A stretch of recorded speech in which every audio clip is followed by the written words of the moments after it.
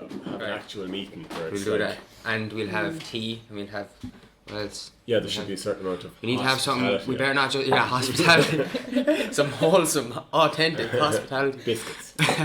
No, what can we bring though? That's normally like I think everything starts at the foundation or something. If we're going to do something broad and different to other community groups, we can't just bring biscuits. What will we bring? Maybe a bowl of jelly or something. Serious. Are you listening? No, I believe down There's to conviction there. I believe if we down to the core bring something starting different, like No, let's welcome back to the next episode. What? Welcome back to the 6th episode of our podcast, Everything from Nothing. We're here again. Is there anything? I don't know. This is our guest. We're going to introduce her in a second. Is there anything to touch back on before? What do I have? Oh yeah, I wanted to ask you. Didn't see you. I did not get to ask you this last week. Any update on St. Patrick's Day? Did you fix it? Hello, darkness, It's very broken. You have It's 6 very- months or so, in fairness. Yeah. No, we'll try and stitch it back together. Okay. Yeah. So okay. No, I do have one particular thing that could work. Do you know the way you'd see in parades? You see, like the bigger the better. Do you know, you kind of want things big. So like there'd be 25 people under this big octopus or whatever, you know. I like Or this. not even an octopus. Sea It could creatures. be just a massive sheet, and there's like 100 people under a sheet. That's Do you mad. know? And it just progresses down the road. I like that. Do you know before you walked in, Lucy asked what we were going to talk about, and I said, I don't know why I said it, but I said sea creatures. I swear to God, I just randomly said, oh, sea creatures, and I was like, okay. That's a cool idea though. Like I a think Chinese dragon or like an octopus. Yeah, yeah. It's There'd like- be all these people on various limbs and just kind of going down the road. No, I like that. I think, and it's something that stands out rather than the kind of route we've gone down with Patrick's Day, which is trucks and stuff. It's kind of that older school proper. Yeah, and with the Tidy Towns group last year, we tried to make kind of it was Sea King and he was full of rubbish.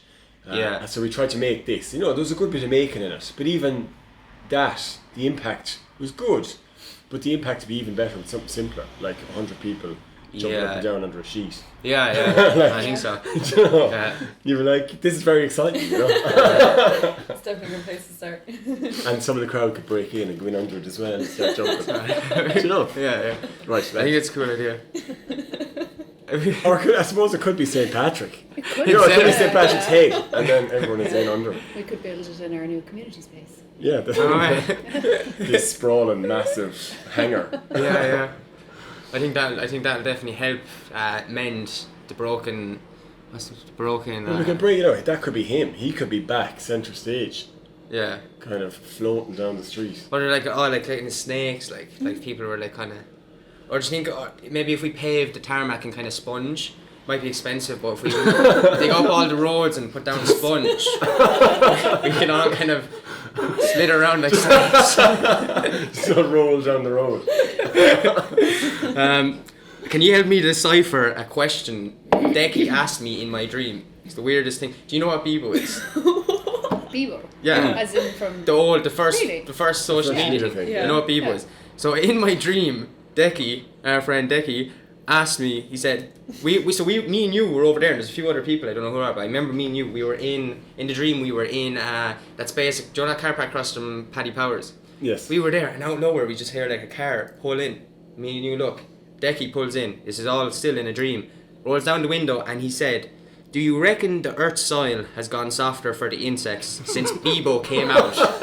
And I woke up. It's the craziest fucking... Got softer for them. Yeah. To facilitate them, like. And I woke up, I wrote that down, and I was like, okay, first of all, I don't think I write down my dreams all the time. Never got asked a question in my dream.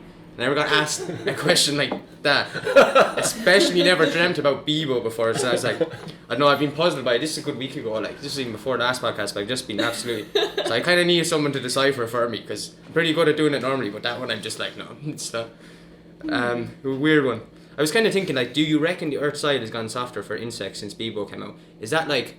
This is what... The only thing I take away from it is, do you reckon kids are playing in fields less I since was thinking social that. media? They're not Yeah. treading them down, Yeah. like, So compacting them. they're not in the field. That was the only thing I could think of. Anyway, It sounds good because it sounds like you're trying Yeah. to, you're Yeah. problem solving. You're Have sort you of asked Declan? thinking about. I'll ask Decky actually. Yeah. Maybe it's a question that's bothering Decky. You just need. I'll ask Decky. That's excellent. Weird, yeah. That's a lovely dream. This is our guest. So our guest promotes self-development, and her heart is even warmer than the back of your fridge. It's Meabh Ryder. Welcome, Yeah, Dave. so you're a big promoter of self-development. What are your bank details? No, it was like, so what's the personal? Okay. Yeah, personal development. Can you explain what personal development is?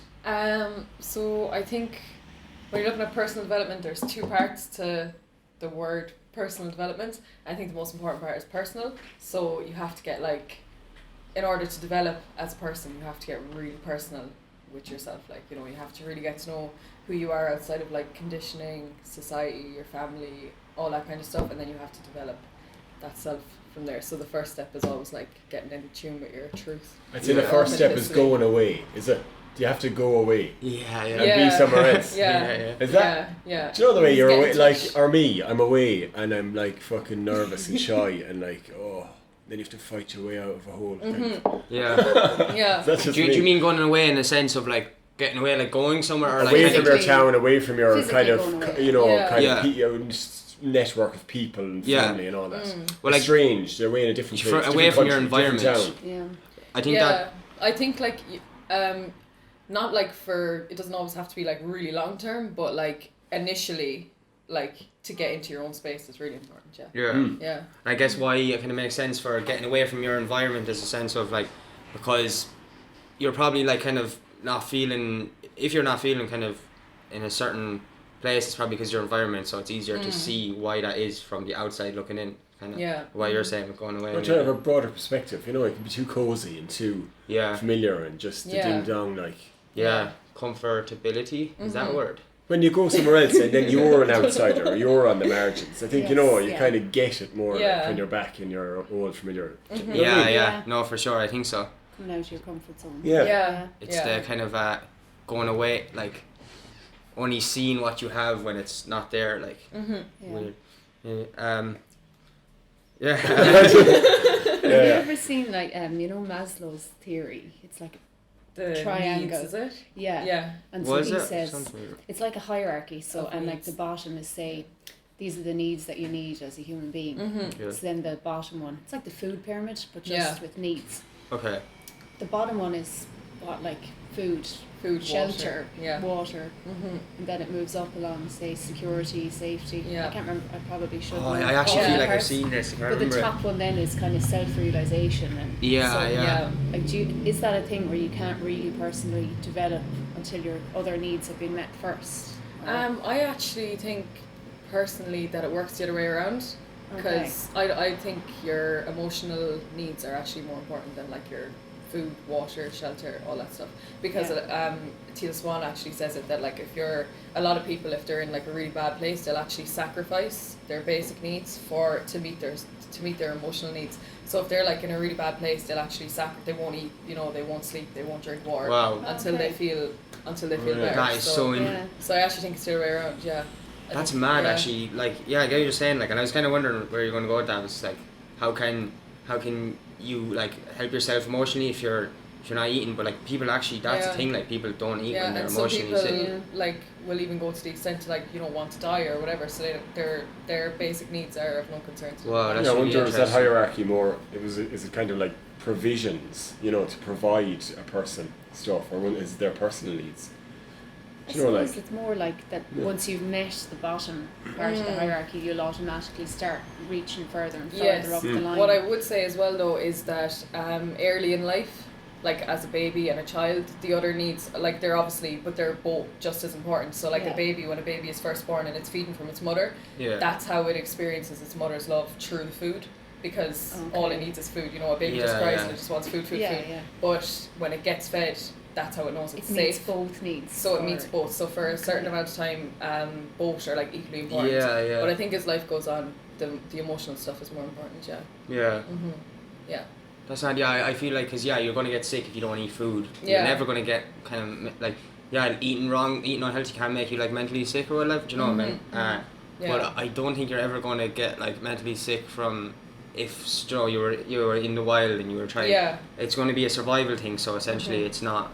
You're not going to ever want to eat food to sort your emotional needs on a primal level. Now people do it now, like so, which is interesting. Back to the start, it probably was kind of in a way emotions first, like. Yeah. So and you can be, I think, kind of blissfully eating microwave burgers away for years, still pretty happy. Yeah. You know, like, it's not like, oh, the best of stuff, I need the best grub, or else I'm not happy. Coke noodles. Yeah. You know, like, you'd be happy as Larry. Yeah. Yeah, so I suppose everyone's different then, because like some people would just be content with it. And like you even said there about the tribes, like you know, they wouldn't be like feasting a lot of the time. Maybe they would sometimes, but most of the time they're like, you know, the very basic stuff that they can hunt and find in the jungle and whatever. Yeah. But their spiritual needs are met. They're very fulfilled. You know, they're in their power, like, and yeah. Whereas we actually look at food as reward, really, don't we? Yeah, exactly. Oh, that's the reward should be the emotional side of exactly. Yeah. Yeah, that's like I caught myself trying to like kind of stop eating, trying to really just go hard at eating healthy, like, you know, overdose and health food kind of thing, like, and but then I started like feeling like, oh, I'd come around Saturday and I'd be like, okay, I normally could how's it going? I know we're closed. Just filming. No, sorry, got it. Alright, thanks. Down. So how's it going? How are you still eating clean right now? Oh yeah, what we were talking about was a fair. So or have it failed? So yeah, because I stopped going out every Saturday, I was like, okay, I started feeling like kind of rewarding myself with this like absolute like massive pizza or whatever, and then and then going off track again, like, and being like, oh fuck it, I'm after fucking it all up. What's the point? So I just end up going in and out of this thing at the moment. Why was I talking about that? Because you're saying, rewarding yourself with food. I think we do that like on a much. I still think it's okay to, like, rewarding yourself with food now is different. Like, because we we can buy it all the time, where it's different. As it was never a reward. It was just what you needed. I feel like it kind of went off. Is that weird? Never mind. What I was gonna say though, why do you feel like people find comfort in eating? I think, like, going back to what I was saying about when you're a baby, I think it's very attachment based. Okay. So when you're born, like, if you don't have healthy attachment, that's gonna be like, that's like vital, like that's like really important that you have healthy attachment when you're born, because that will affect like everything. So you can have like just say you were fed too much or you weren't fed enough, one or the other, for whatever reason, then you could like really crave the opposite, or it can go one way or another. You can like really just like not want to eat, or you can like eat a lot all the time, and that's like you're looking for love, like that's all you're looking for. Is wow, that's so interesting. Chocolate biscuits, maybe up to 10 of them a night. Like that is, it feels good, you know. Do you eat at night time? Like, is that sometimes? If you were eating unhealthy, would it be at night time? Yeah, for me, it would. I think that's interesting. Like, I can eat healthy all day, and then it gets 10 o'clock, and I don't give a shit. Like, it's weird. Like, if I watch TV, I have to be eating. Yeah, that's my problem. I wouldn't watch TV every night, but if I do, there has to be food. I think socially as well. Sometimes it's like a social thing as well. Do you do that? Family and stuff. When I'm watching TV, right. I was just, I'm just wondering if I pursue my spiritual development more when I stop eating biscuits. No, I think. Well, like, I think sometimes as well you can actually be full, like, spiritually, emotionally, and then feast as like a celebration as well, like in the right environment with the right people, like sometimes after some sort of a workshop or a ceremony or something, you will all gather around the table and like feast because you've been fasting or whatever, and like that's good in every way. I think I think the key is, rather than like eat when, like, if you can learn to be conscious of when you're unfulfilled and when you're fulfilled emotionally and spiritually, and then when you are fulfilled, eat, and like it's most likely that you're just not going to eat as much, like, naturally you probably just won't want to, like. I think a lot of it derives from boredom, like either like a lot of it is from if someone's upset, but there's a lot of people that just, they're not sad, it's just boredom, or like, just pure habit as well. I think what was I going to say there? Fuck, I can't remember now. Sorry. I think. Oh yeah, sorry. That was it. That like now that all the links are saying that obesity and stuff isn't actually coming from directly from overeating. It's actually like a massive. Obviously, eating loads will add more than eating less. Yeah. But most of it is actually coming from the times you eat. It's the constant eating all day. Like, but if you eat an extreme amount, but you only eat that extreme amount at certain periods, like it's called like intermittent fasting. Yeah. But if you eat that at certain periods, like your body will give yourself time to flush it out. But if you're constantly eating, even if it's small bits all day, you'll still put on weight. Like, so if you don't eat meals, heavy meals, you can still get obese just from eating snacks all day, like, which is mad. Yeah, I think there's something to that kind of, Yeah. you know, intermittent fasting or keto type thing, you know, where you don't eat for 12 hours or don't eat for 10.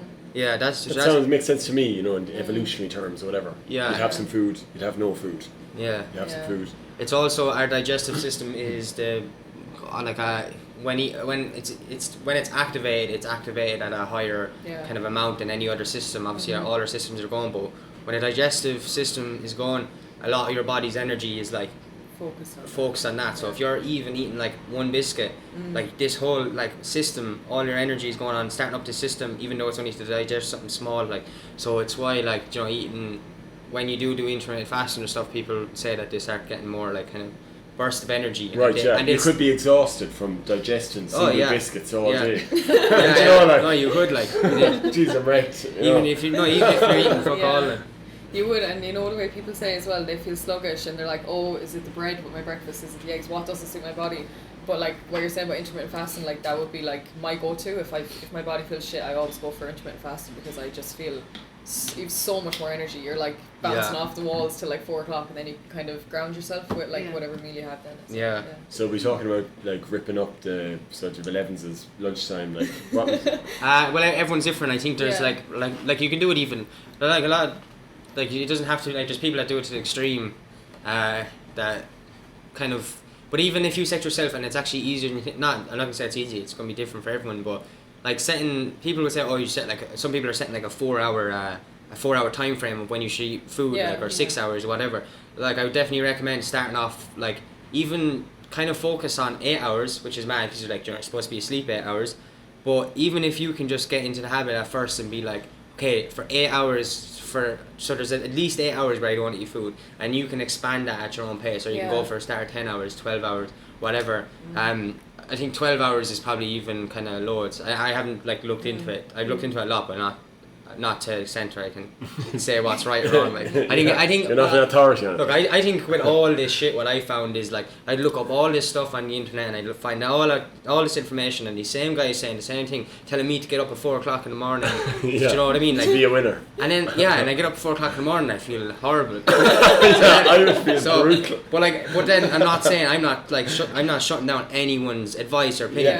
I'm saying with this kind of stuff, it's personal. Like it's absolutely personal. Like, you can't just look up, oh, Steve Jobs used to get up at 4 in the morning, like, do all this shit. And you look up all these like billionaires that have like get up really early in the morning, but then what's his name, the guy that owns Amazon, Jeff Bezos, he's after coming out, like, because all these guys are making inspirational videos. Jeff Bezos came out with an interview the other day, and he was just like, no, I get up around kind of 9, half 10, like, depends on how I'm feeling, like, and everyone's like, what? He's the richest man in the world. Why isn't he up at 4 in the morning? Like, how? Like, people seem to be following this certain systems that are being shown about personal development. Definitely, and it is literally just what works for you. And then it's like as well, like, don't put pressure on yourself to, if one of those things does work for you, just say you try to get up for 4 o'clock in the morning, changes your life, right? Yeah. It's great, but like you don't, then there's like a pressure to keep doing it.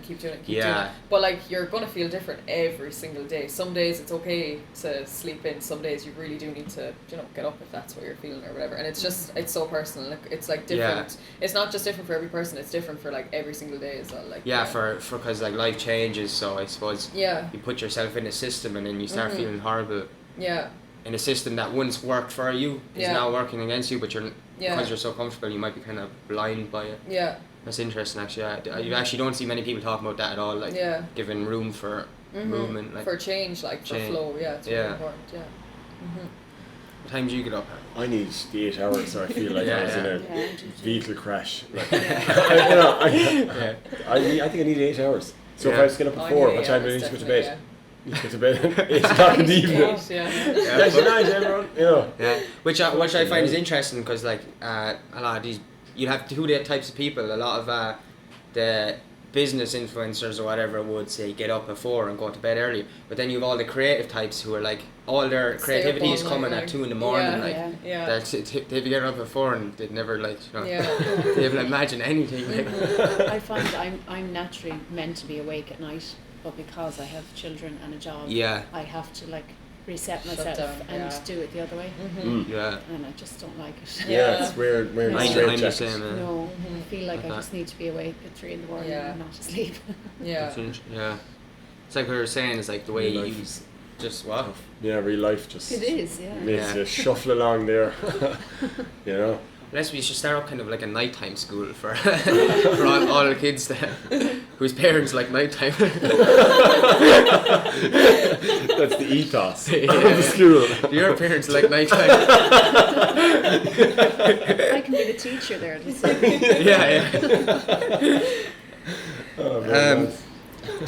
This is kind of like it's more of like this question might be come across as obvious but also maybe hard to answer. Why do you think people should look after themselves?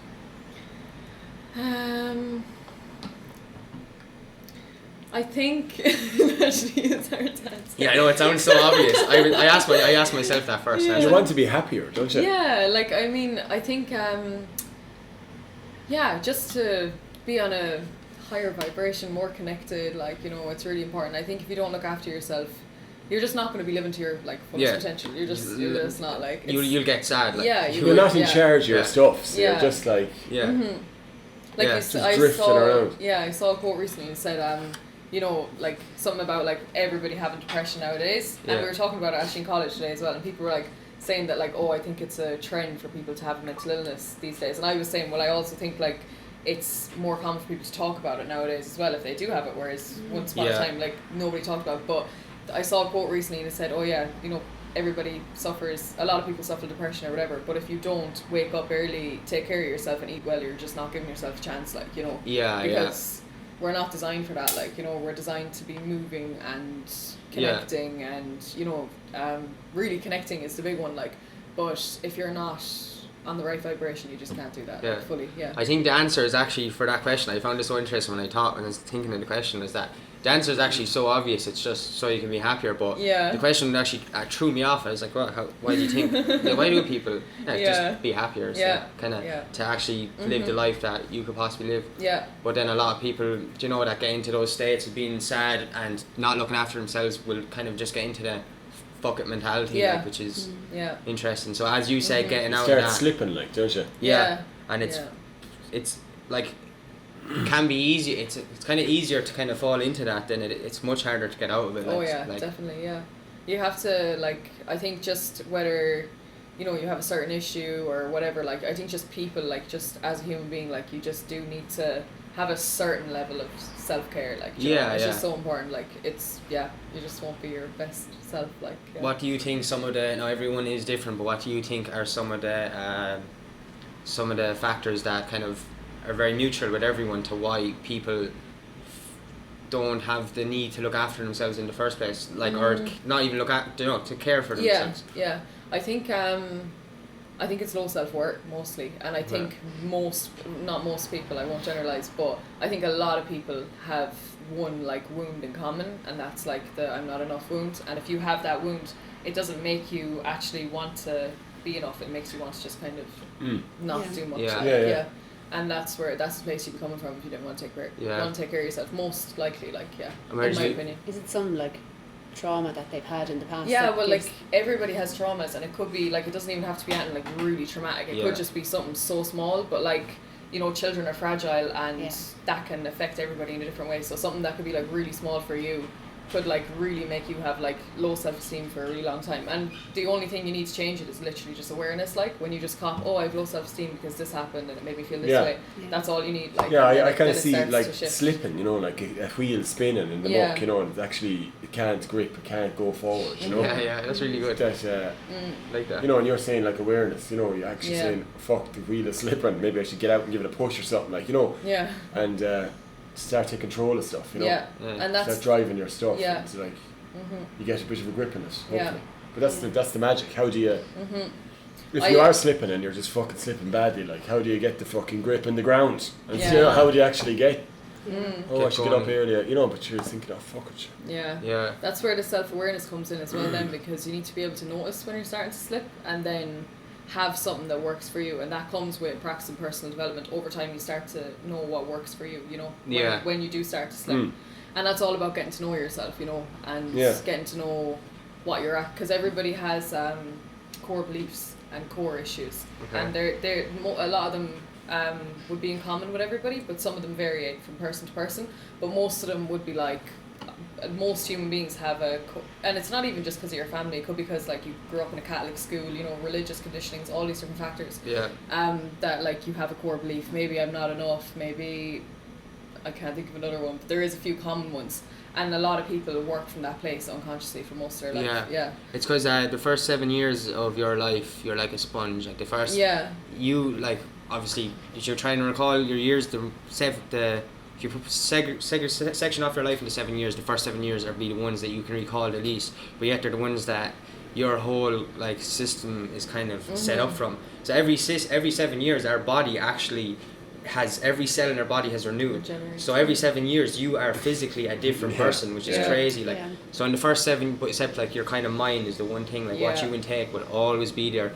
And the first 7 years are supposedly like the ones that everything that happens to you unless you're aware of it, direct where you go in life. And when you're talking about trauma a few minutes ago, a lot of people have had experienced trauma when they're children, and you know they could have suppressed it. Like that's actually a massive thing that people suppress it, and they have no idea what they could have went through. And not in a sense where they're just like, they're actually like consciously like, oh, I'm just not going to talk about it. Like as in they just don't know. Like, you can repress memories. Your brain does that to protect you. Like it literally just puts them away. And you could get triggered then when you're 40, and all of a sudden it all comes rushing back. It's crazy. And you could have been working from that place then your whole life. Like, you know, there's a thing that came up for me one time at a ceremony I was at, and it's called the pain body. And it's the pain body. So it's kind of the same as core beliefs. So basically it's like this kind of bubble wrap. Like it's an energetic layer that we all have around us, and we all kind of unconsciously work from that place unless you become like aware of it. So it's kind of the same as core beliefs, but it's a kind of energetic aspect. So you know, it's like you could like be self-destructing all the time. So like somebody's come along and they're like, oh, do you want this job, whatever, and you're just like, I just don't think I'll take it because you know, I have other stuff to do, and you're like, and then you make like this really good excuse, even though your heart is like, I really want to take that job, like, you know, because you're afraid to, like, there's a quote, you know, we're actually more afraid of being our best selves than we are our worst selves, like, you know, and that comes from the pain body. So the pain body is constructed when you have traumas or things that even you see happening to other people that scare you. You're like, oh, I don't want that to happen to me, you know, and you start layering it up to protect yourself, and you work from that place then, self-destructing, you know, not getting out of your comfort zone, kind of just keeping yourself small, like, all the time. I think that's, and like, cause I think it's easier, it's like, it's no so doubt about it, easy, it's easier, it's much easier to not try than to try and fail. Like, that's like, the repercussions of that, like, down the future are so much worse than not just going for it, like, it probably is, like, tends to where, like, a lot of, like, you know, people that kind of come out of retirement or whatever, or even just before kind of could get kind of upset with whatever. But I don't think, and it's kind of like, I seen a really interesting quote actually the other day, and it was like something about I can't remember, but it was essentially it was worded in a nicer way to be really kind of impactful. But it was basically saying like you will regret the things that you do. That you didn't do, basically. And I can't think. I wish I could say it as like, because it hit me. Obviously not hard enough, but but it was cool whenever it was worded. You know. Because like it is hard to just kind of stay. No, sorry, it is easy to stay doing stay in your comfort zone and stuff. But it's also hard, like, you know, and on some level, like, and damaging or whatever. But it's definitely harder than getting out of your comfort zone anyway, in the long run. Like you said, you know, it's easier to stay small. You know? It's so much easier. To just kind of blend. But only short term, like in the long run, it's so much harder to stay small. Definitely. But this is it. Pretty much, I'm saying that. Yeah, it's easier to just make out past negative remarks and be afraid and just be like defensive and you know, these things, dragging her, just negative. which is also though, like, which you can't really fault. It's hard to, I think there's ways like people who, my biggest thing is like people who are fortunate enough to have gone down the path or to reach a stage where they're very positive, is they are absolutely should not be the people that are ignoring negativity, like being like, oh, like I don't need negativity in my life. Yeah, to some extent you shouldn't be hurting yourself. But you see these quotes on positive pages all the time, like, keep negative people out of your life. Don't get your hands dirty with these negative voices. And these are on like positive Instagram pages. You know? It's horrible because like you've got like I'm fortunate enough to give in the life to where I kind of hadn't had anything, that held me back kind of. So now I've seen that, like, why should I just push people away? That would absolutely I'm done with you. Yeah. I'm kind of gone here now, so I'm not dealing with you. So I think as a thank you for like life giving you a kind of positive outlook, as a kind of like your repayment should be to grab someone's hand that's like absolutely negative, not to be like, I don't need you in my life, I've already got it all good. Like, it's hooked up, but it's massive. Like, it's the word I hate is toxic. That's really the only, I think it's the only word that truly is toxic. Exactly. Like those whole ideas are toxic. Like that's the definition of toxic. Like, it's the only word that suits me. Yeah. So at the end of the day, there's no such thing as toxic masculinity. There's no such thing as toxic femininity. There's no such thing as toxic spirituality. There is just these concepts out of balance. Like they're not toxic. They're like either just not in balance. I don't know what way to say it without. Nothing can ever be that black and white. A toxic person. You can't be all that. Everybody's no absolutes. Different shades of grey. Definitely. So what are those? I was looking at your guided meditation. Is it? That's what that's what you're doing. Is that something that you think, Joe Soap can do? He's not going to mass anymore, so he's not like he's not sharing that sort of spiritual moment. And it's more, life's more isolated now, or more isolating, or it's more technology and more sort of. So is that one of those things that I think anybody can do it, like would let people be a little bit more guard dropped and sort of open. Definitely I think a lot of even Christians and Catholics would meditate themselves to connect with God, and the only difference is in the meditations I would have done is I would have been connecting to source, and it's just the same thing, different word, and a lot of people there just connect to themselves, and it's all the same thing. Every religion and belief, in a sense, that is praying, like meditation is just a type of prayer in a sense, like it's but it is all just connecting to something that they can connect to, that can either feels kind of just outside themselves, like I suppose then when it becomes difficult is like the cross opinions of like, oh, who am I praying to? Like, who are you connected to? Kind of, I don't know the answer to who you're praying to, but I do think you're all kind of like looking for the same thing, so you should work together and not kind of argue about who you were talking to. I was praying to Johnny Depp. Johnny Depp answers my prayers. And like the principle behind them all is the very same. So to get bigger and kinder. Like I think there's just my perspective on it would be like I don't know if the the whole concept of there being actually a God, like I'm completely open to it, like but at the same time I would just label it like source or whatever, and my perspective on it would be just that there's like a consciousness that flows through everything, and it doesn't. The only thing I wouldn't connect to it is just that it has to be like separate from yourself, because it flows through everything, so it flows through. I wouldn't be. I agree. There's a lad who I think he's a local lad. He does a good bit of preaching around, like he'd kind of lock onto you and he'd try and save your soul there at 5 or 10 minutes. Oh yeah, he saved my soul. He's sound though. He's actually. No, I've met him a couple of times. He's really doing these things, so fair play to him. Yeah.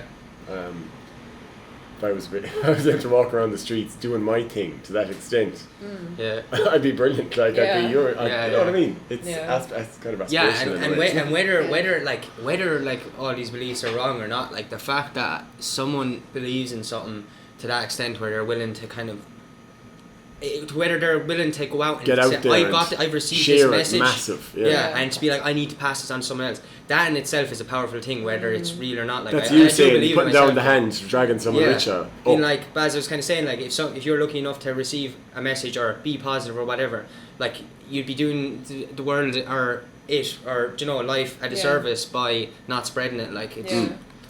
But he'd be encouraging you to outsource, what your moral compass is, or whereas, I'd be saying, I don't want to outsource it to one entity X somewhere who's actually responsible for me. I want to be responsible for me. Yes, exactly, and that's where it will come into like connecting to yourself as well. So, like, it's okay. Another thing that comes up in a lot of spiritual communities is like, oh, the planets are in alignment, so I'm gonna do this, like, and not take accountability for it. Right, I've got the external excuse. Like, I got to go ahead. Yeah, like, there's no idea out there, in my opinion, that should be stronger than self-responsibility. Like, I was thinking about pulling off a kind of sort of a bank heist the other day, and I was like, okay, if I do this, and I was reading up about like this my star sign as well, and I do believe there's something interesting there, and I do believe in it, but I was just like, to the extent where I've been told what I am as a Pisces long enough that if I go to court and the judge asks me why did I try to rob the bank and I say I'm a Pisces, he's just like, do you know what I mean? It's kind of what you're saying, obviously not to the extent of like, to the extent of like to giving yourself to like reason for action, like, over that. Yeah, exactly. But not shutting down those beliefs or anything, because I do believe there is something there. I think it's very vague. Are the pictures or animals, do they kind of reflect what the description is? Like, they do. When you say Pisces, I just say, like, I'm a fish. That's what you say, like, I don't know what I'm the Pisces. Pisces... I'm a Capricorn, which is a goat, and their stubbornness is meant to be the picture represents the stuff. No, I definitely believe in, but the thing is, like, they go so much deeper into it. There's not just 12 whatever, like, I think the people that look into it can kind of give more reason to why it is real. Do you know what I mean? Like, but to say that there's only 12 thing is the whole thing. Okay. What are you? Cancer. I'm gonna have to end this podcast early. What are my characteristics then? I reckon you got this kind of grabby. Like, what am I? Giving out about St. Patrick. Yeah, St. Patrick killed all the crabs, sure. That's what happened. She was messing with it. Yeah. I was talking to you today. I didn't research it. No, I did. I ended up researching it, but not fully. When you talk about self-actualization, so what are self-actualizations? My understanding of self-actualization, anyway, is like a very grounded way of getting to know yourself, and it can be like a really good way to start out on like any personal development healing journey. So basically, you would start looking at like your needs, what do you value as a person, and that's absolutely huge. Like, that's like the one thing I would just put out there to anybody. Like, you're going nowhere unless you know what your values are, and your authentic values as well. They have to be authentic. Like, so don't, like, if you're trying to get to know yourself, like, values are just so important. They're just the main thing. So like, people talk about in personal development, I want to be happy, this is like a big thing. You're going to find happiness, you're going to find peace, you're going to find joy. But the main word that I would always use is fulfillment, because in fulfillment you can experience happiness and unhappiness from a very whole place, and you can hold space for everything that you're going to face in life realistically. So fulfillment comes from knowing your own values and working from them directly. So if you value creativity, you're making time to do something creative regularly. If you value honesty, you're unconditionally honest all the time. If you value integrity, you don't go against your integrity, all that kind of stuff. If you value connection, you make time for that. If you value nature, you spend time in nature. So you really have to get to know what your authentic values are, and how to do that would be to look back on your life and ask yourself, when did I feel whole? What was I doing? And really get to know your authentic values, not your parents' values, not your friends' values. What's really, really lights you up. Like, do you think it's much harder to know your own values in 2019 than the other day? Maybe, a few years ago? Maybe, Because I found like I'd be watching a lot of stuff or seeing what a lot of people. Why are you saying maybe? Just because you're looking at other people's stuff more. Yeah, is that? the internet. Right, the internet, and there's just so much more in your face. Like, because I found myself kind of pushing away from my own values just because I'd really be inspired about what someone else was doing on the internet, and I'd really think it's cool what they're doing, and then I found myself like being like, well, how can I do that? And then getting into it, and then being kind of then just not feeling it. Not like I said, it's the fulfillment. That's how you know when it's not authentic. The hard part is though, like I was actually afraid I was getting so into some things, and I was like, oh, this is gonna work. I have it. Like this was for me. Like, and I was really feeling it. So I was getting really confused because I was in a sense afraid to admit that this wasn't my idea or this wasn't my beliefs or do you know, I just thought it was cool that someone else was doing it. So I think it's really easy in 2019 to get kind of jaded by your values. You'd be window shopping other people's stuff. Looks good. That's why all these people now that have Instagram accounts, they're called influencers. Like they will influence your life like around theirs. Like, but what are some ways you'd suggest to find your authentic values without kind of does the internet help? Like, do you know what I mean? I would actually personally avoid the internet, to do it. Like if you're going through that process, I think meditate definitely, or just you don't have to actually practice meditation. If that seems daunting, you can just go somewhere and sit in silence and just kind of think, and think back on your life. That's the main thing. You have to look at the past to understand your present. So look back on your life and ask yourself, when did I really feel whole? And the feeling of feeling whole is just so different to any other feeling. Like, it's the for me, in my from my experience and in my opinion, I would think that's like the best. And when does that feeling come about you? After the meditation or just during the day? So what you do then, you know what I mean? Yeah, so what you do then, once you know what your values are, you start to live from them, and then over time you start to feel really whole and filled up from the inside. Right. So you find your values by being on your own without any, like, whether it's closed. The reason I think you're saying meditation is because when your eyes are closed, it's less outside opinion. If I'm trying to think of my values now, for all I know, I could be influenced by what I'm. Do you know what I mean? So I think your eyes are closed. You can't. There's no noise. You just have you and your mind. Then you can focus on what you want to do, or what you're trying to find out what you want to do. And when those things start coming, I don't think it's a question of you'll get a lot of ideas, but I think when that idea comes, you will feel that sense of fulfillment is when you don't question it. Like, I think that was what for me. I was like, I realized anything I started to get into, I was like, if I was questioning it, that's it, God. Because I think just know. I think you'll know it's a strong feeling. And I think as well, like, you don't just have to look at times in your life when you felt really whole. You can also look at times when you felt really bad, and you're like, what's the opposite of what I was doing there? And not just what the activity or the practice or the situation was, but then what value would accompany that situation, that activity in that setting. What would be the value there? So if it was like, say, a festival, and you were just like, your cells were just like lit up, and you're just like felt really, just the feeling is just, you just know the feeling yourself, and you ask yourself, what's the value? What's the value there for going to festivals? So it would probably be connection, it would probably be creativity, dance. Like you're measuring your feelings more maybe as somebody that's meditating, whereas somebody that's just getting up and going to bed and getting up the next day.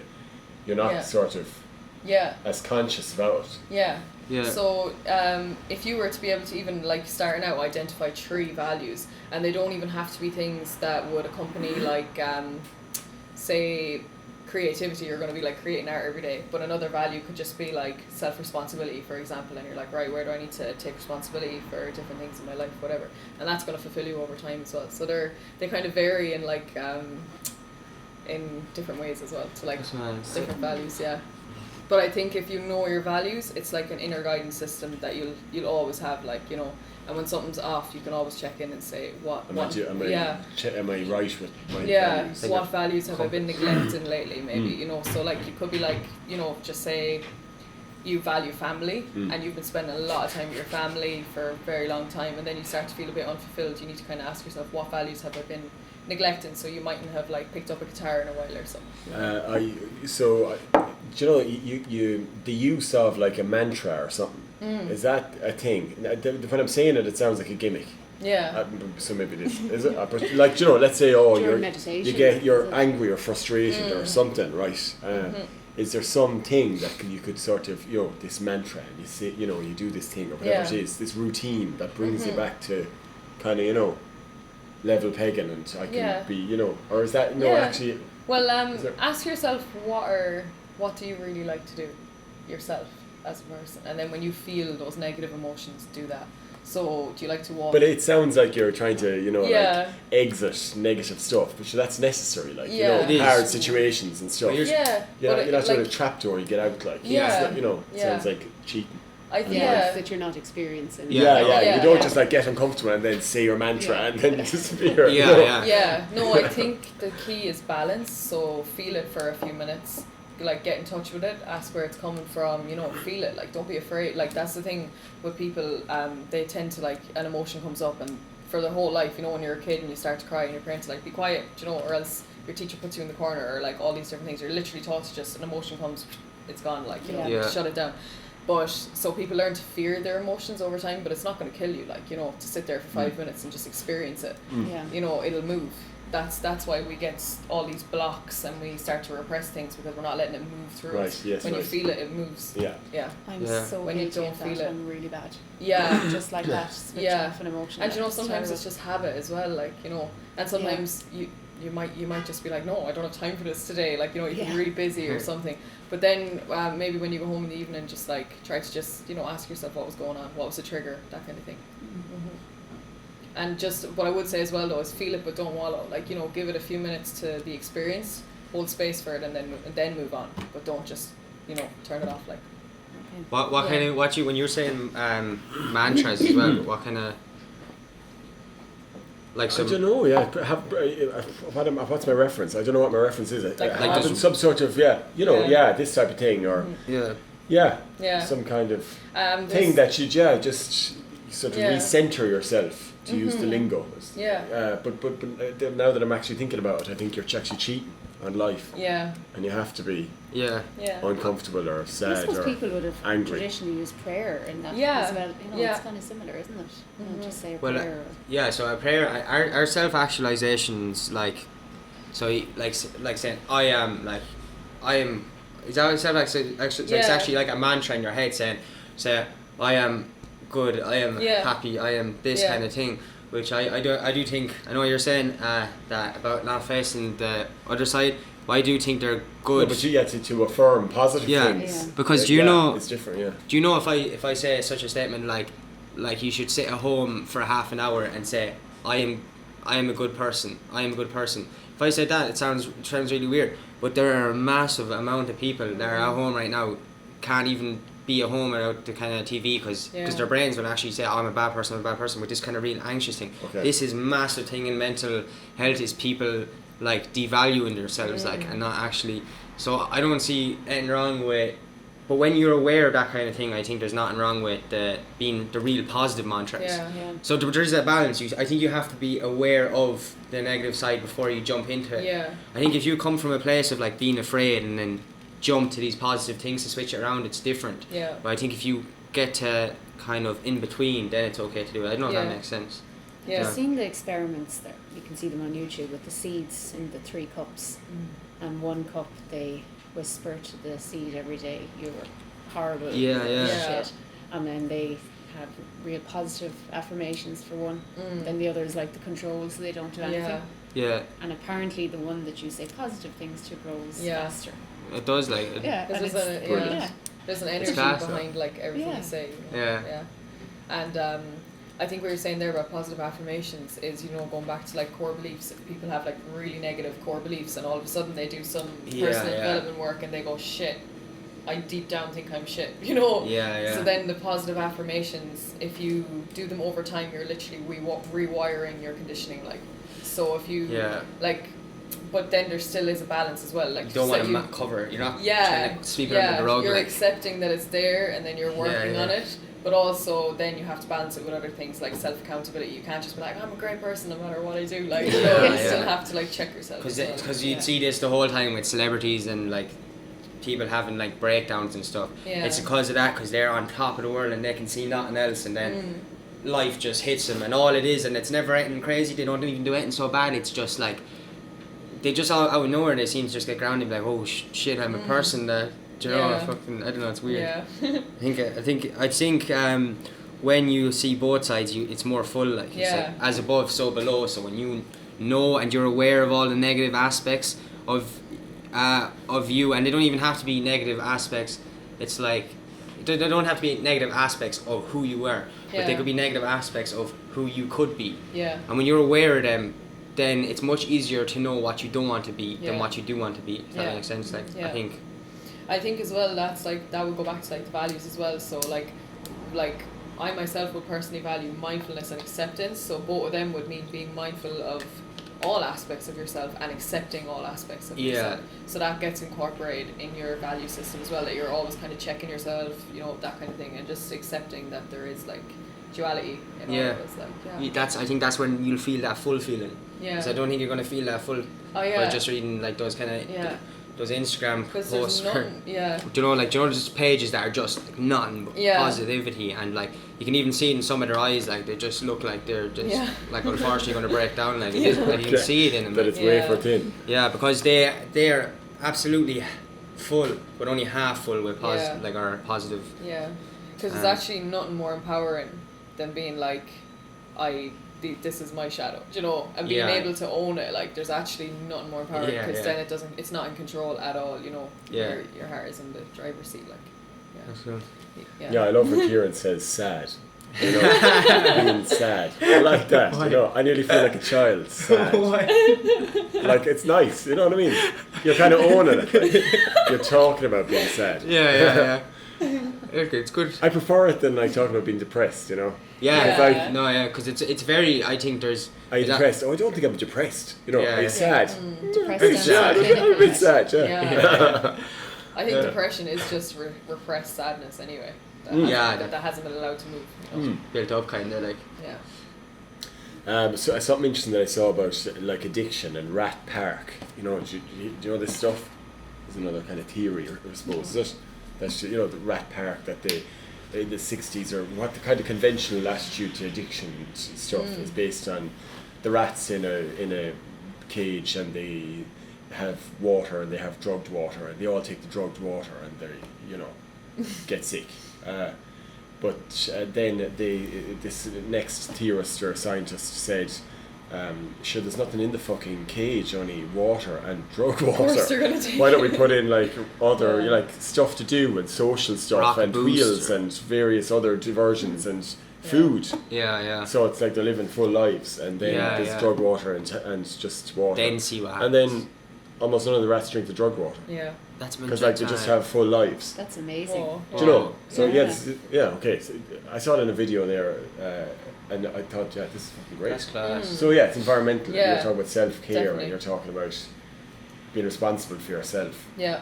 And the building blocks of a healthy life are like having those kind of, you know, having a social outlet. Yeah. Having physical exercise. You know. Yeah. And then there's definitely like when you're talking about self-actualization, then you can get kind of caught up in like old values, needs, and like looking at yourself from this kind of square like perspective. But you need to have like the element of flow we were talking about earlier as well. Like, you know, just because you value physical exercise doesn't mean you have to beat yourself up if you don't get to the gym every day. Like, you know, or health, whatever. And it's just about balance. So you have to balance all the different values. You know, sometimes rest. It's the yin yang symbol. Like it is just black and white, but it's also not. Like there's a bit of black in the white and there's a bit of white in the black. So it is, everything is, you know, negative and positive, but it's also not. Like it's also everything in between. Like it's weird. Very good. But, I never thought of that before. Yeah, because like life is the black white and white, has but a it's little also small not, drop of black there as well. You know? I think it's a really cool symbol. Like, it doesn't even have to be religious, but it just represents all aspects of life. I never thought of it outside of being a ninja or something. That's what it's for. The local Irish takeaway logo. All our logos in Townfall are takeaways, like. Do they use it for like Chinese or whatever? Yeah, you would. There's not even. I think a lot of because you'd have a lot of Chinese places set up in Ireland that are run by someone from Kilnall or something. Do you know what I mean? And they just stick up this real spiritual logo that represents life beside these 350 value packs. Maybe it is. The value packs are part of life as well. I can't shut that out. This might be interesting. What's the difference between self-development and self-love? Do you think there's a difference?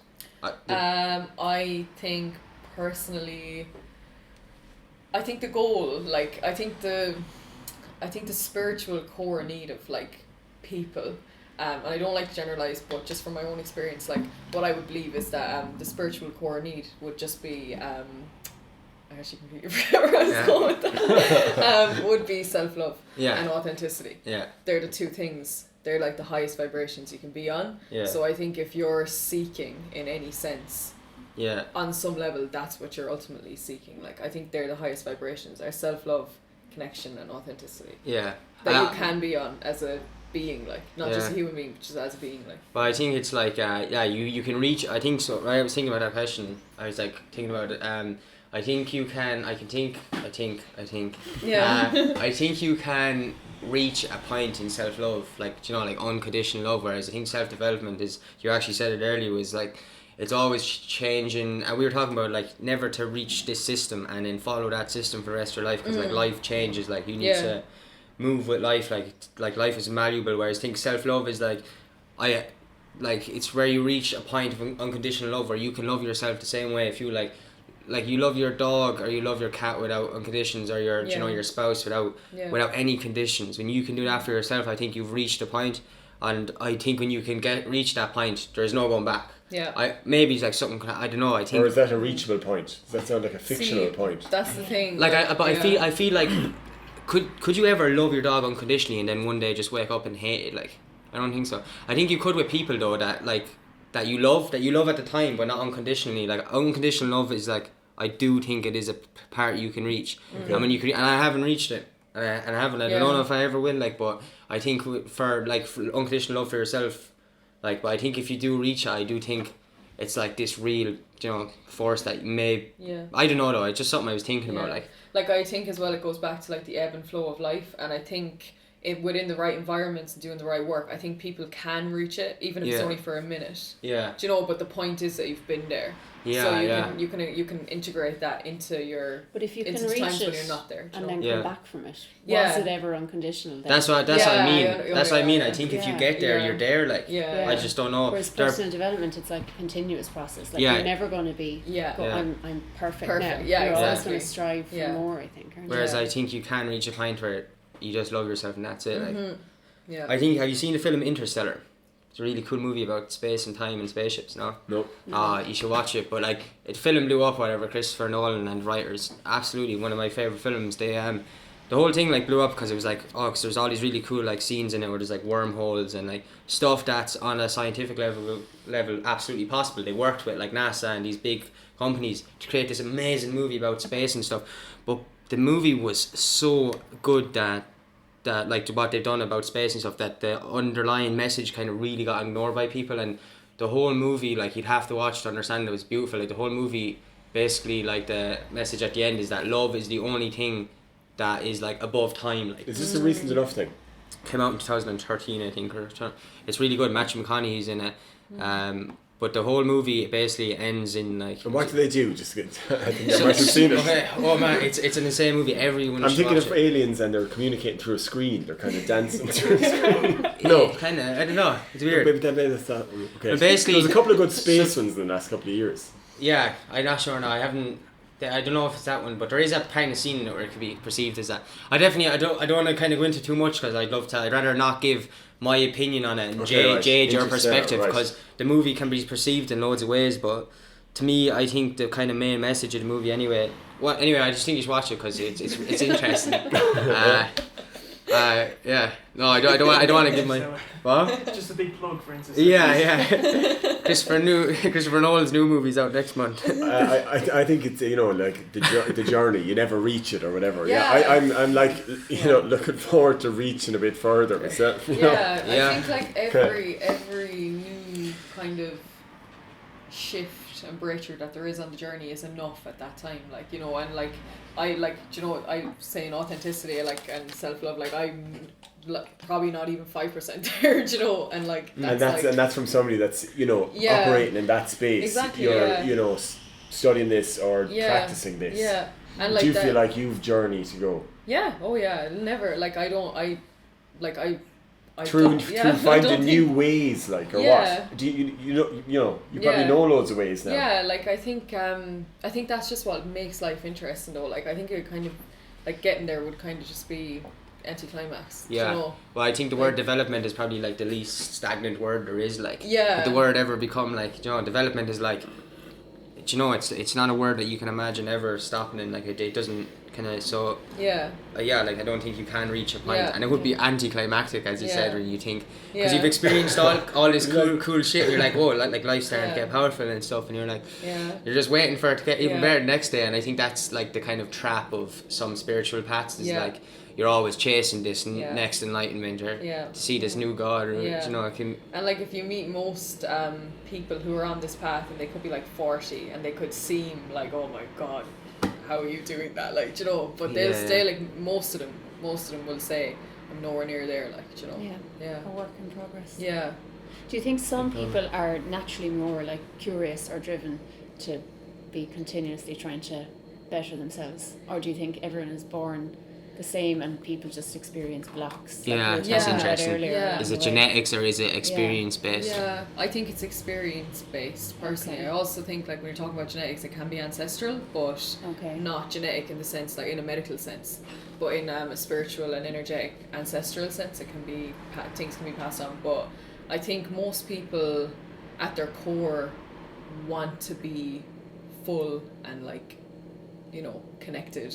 I think that's a basic, like, human need, just like connection and love and all that stuff. And I think to have that at the highest frequency, you know, there is a certain amount of self-work involved or whatever. But I think the reason a lot of people don't is just because, like I talked about the pain body earlier and all the core beliefs and stuff, and it could be 100, like, not even 90%, it could be 100% subconscious. You could think, oh, I just don't like doing things, I'm happy like this, and subconsciously you could have needs that you're just completely not aware of. Like, subconsciously you're screaming to do something. But, but I think if somebody was to, you know, bring you on a nature walk, or like do something, you might light up a bit, you know. I don't know, maybe some people just are truly content. What are some what are some baby steps that people could take that are absolutely kind of without, like, you know, so that, you know, for people that may not kind of believe in the, you know, so baby steps that people can take to just get them on the path to, you know, maybe getting out of a space that they're not happy with in their heads or whatever.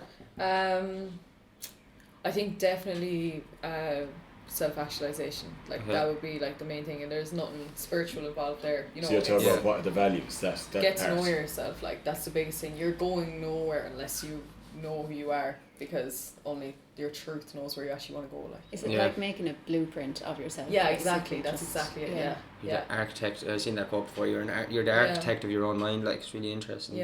And you know, on that the needs chart, they're like the general needs that most people would have, but then every person's needs are different. They're unique.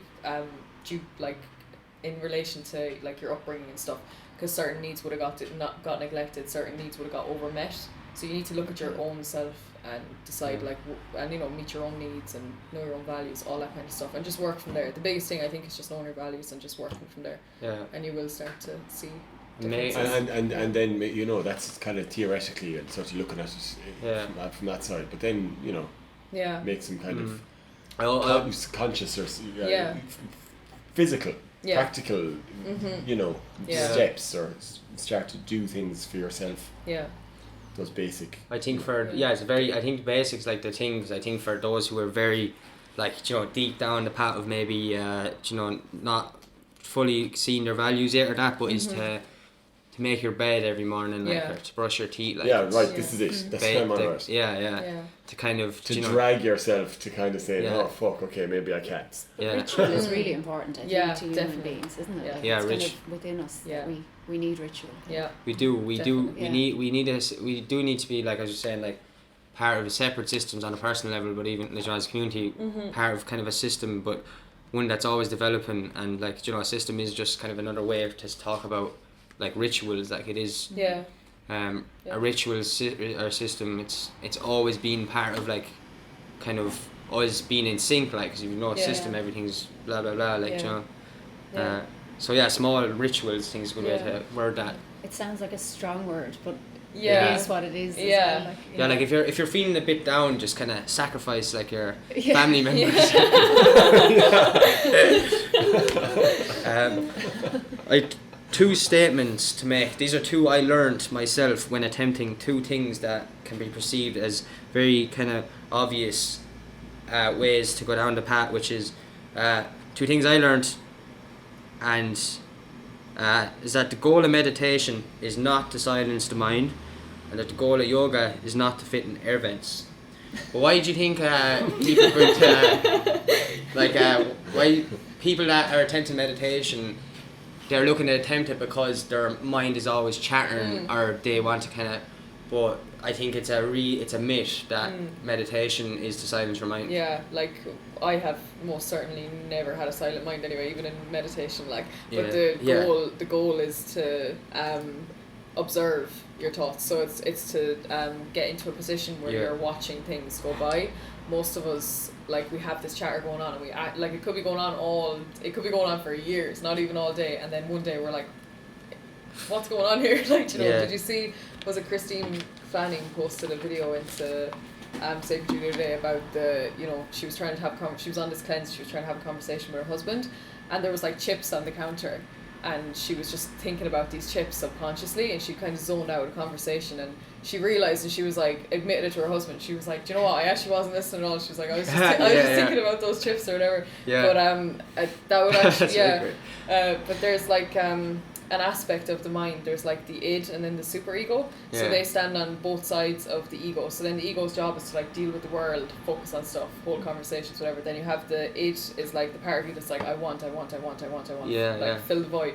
And then the superego is the part that's like, you can't have it, you don't deserve it. So there's 2 different conditionings there. So the reason you'd have like an overactive id is, again, going back to like your need attachment when you were a baby, if you got too much or too little.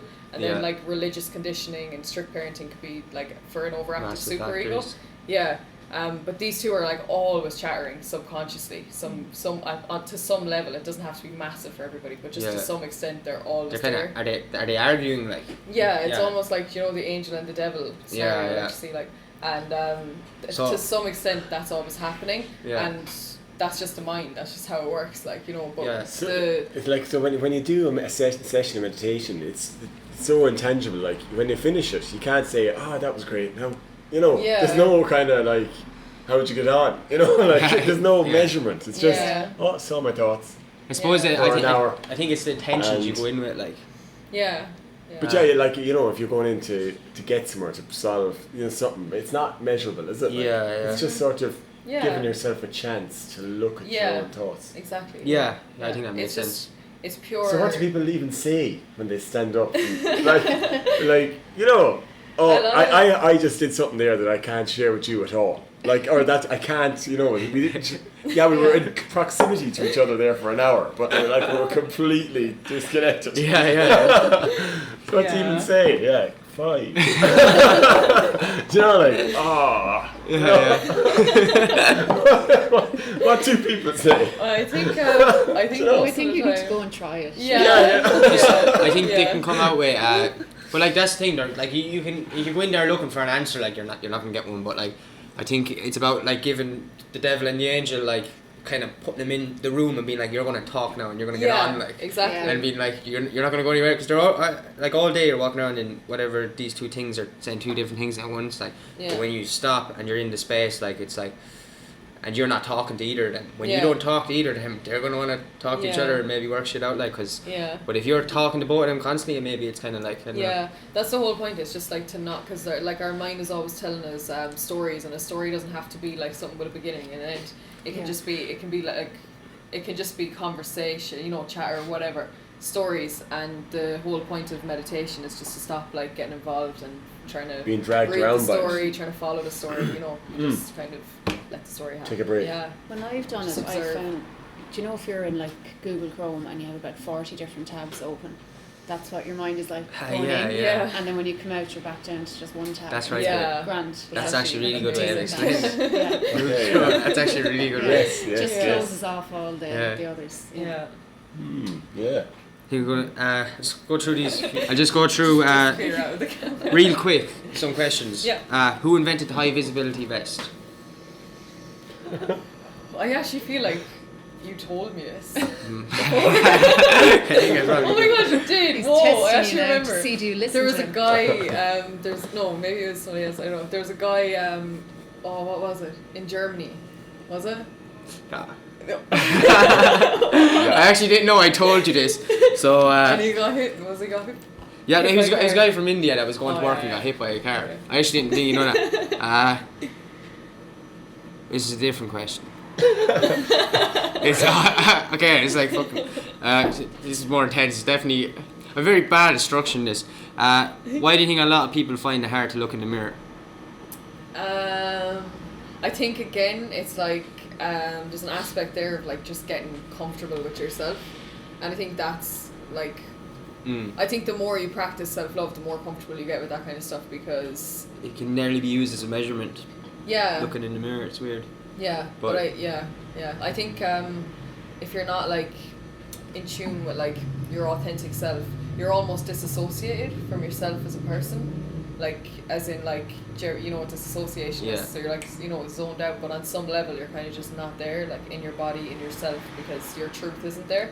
So it can be uncomfortable to just even look at yourself, like because you're just on some level. It could even be subconscious, just a small energy there, like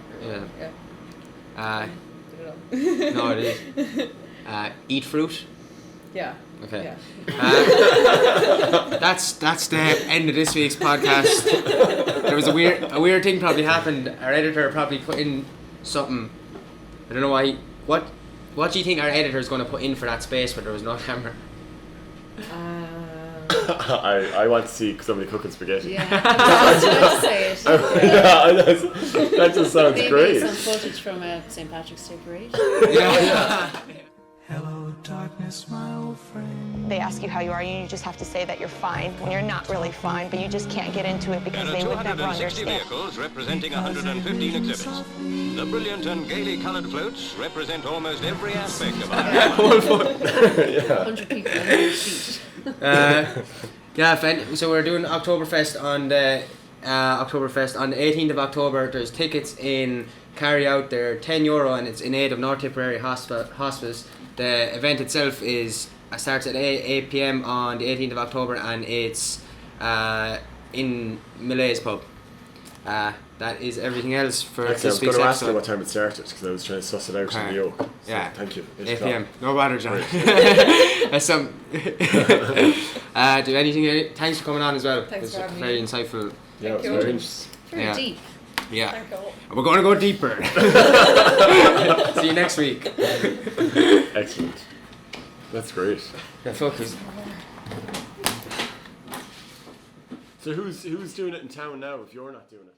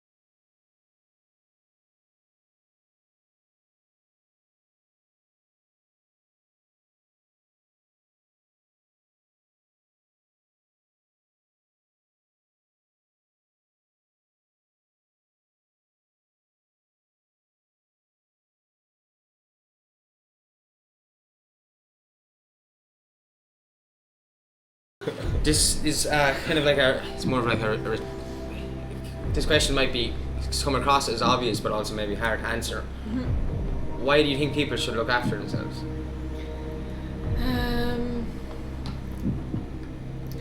I think actually it's hard to answer. Yeah, I know it sounds so obvious. I asked myself that first. Yeah. You want to be happier, don't you? Yeah, like I mean, I think just to be on a higher vibration, more connected, like, you know, it's really important. I think if you don't look after yourself, you're just not going to be living to your like fullest potential. You're just not like you'll get sad. Like, you're not in charge of your stuff. So you're just like Mm-hmm. I think the answer is actually for that question. I found it so interesting when I was thinking of the question, is that the answer is actually so obvious. It's just so you can be happier. But the question actually threw me off. I was like, well, why do you think? Like, why do people just be happier? So to actually live the life that you could possibly live. Yeah. But